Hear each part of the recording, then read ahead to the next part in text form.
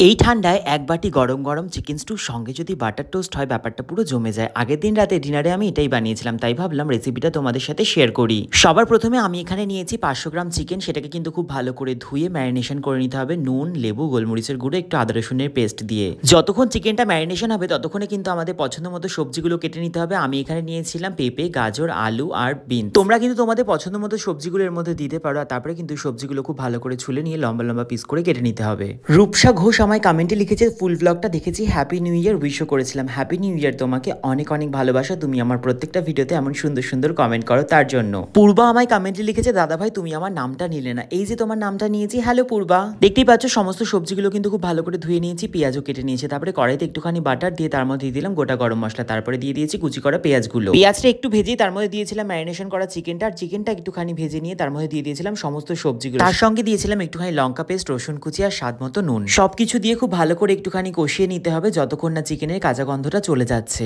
এরপরে আমি এখানে অ্যাড করে দিয়েছিলাম গরম জল, আর গরম জল দিয়ে কিন্তু 15 মিনিট ফুটিয়ে নিলে রেডি হয়ে যাবে আমাদের চিকেন স্টু। চিকেন স্টু তো রেডি হয়ে গেছে। এরপর প্যানে একটুখানি বাটার দিয়ে দুটো পাউরুটিকে খুব ভালো করে সেঁকে নিলে আমাদের বাটার টোস্টও রেডি। আর আমাদের রেডি কিন্তু রাতের ডিনার চিকেন স্টু সঙ্গে বাটার টোস্ট। এই শীতে তোমরাও কিন্তু অবশ্যই এই রেসিপিটা একবার ট্রাই করে দেখো, আমি বলছি তোমাদের খুব ভালোই লাগবে। নেক্সট কোনো রেসিপি দেখতে চাইলে সেটাও আমাকে কমেন্টে জানিও। আজকের এই ভিডিও কেমন লাগলো অবশ্যই কমেন্টে জানিও। ভালো লাগলে লাইক কমেন্ট শেয়ার করে দিও, চ্যানেলটা সাবস্ক্রাইব করে দিও। টাটা সবাইকে।